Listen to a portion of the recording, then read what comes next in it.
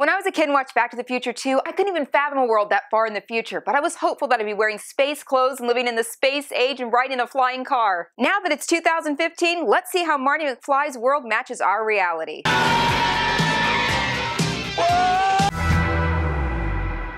First of all, hoverboards are real. No, they are not mass-produced and they aren't really practical, but seriously, they exist. Marty McFly walks by the movie theater and they're promoting Jaws 19 and a huge hologram comes at him. Yeah, not that far off the mark. Think about how many movies are made in 3D now, plus all the sequels. There is a Fast and Furious 7. Who would have known they could predict that? Video calling. Yeah, that's a thing that we all do. Skype, FaceTime, and the fact that technology allows your boss to call you in the middle of the night?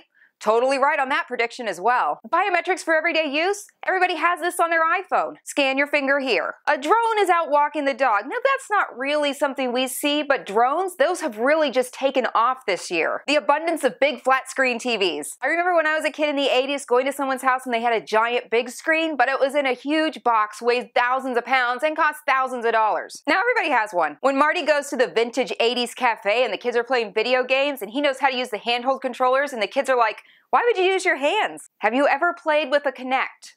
I can't believe that's real. So cool. But while a lot of these predictions were amazingly correct, there were some that were hilariously wrong. Fax machines. Nobody really uses these anymore except lawyers, which the movie predicted lawyers would be extinct in the year 2015. Maybe once they get rid of all lawyers, then the fax machine will become a thing of the past as well. Flying cars. The movie says you can buy one for $39,995.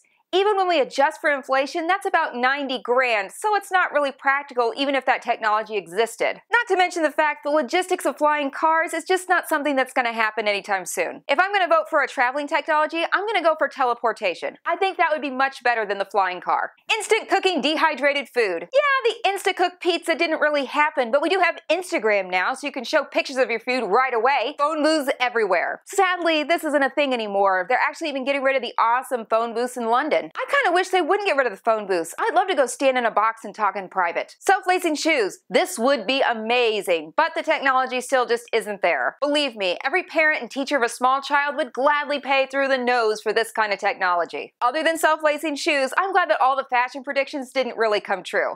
I mean, ugh.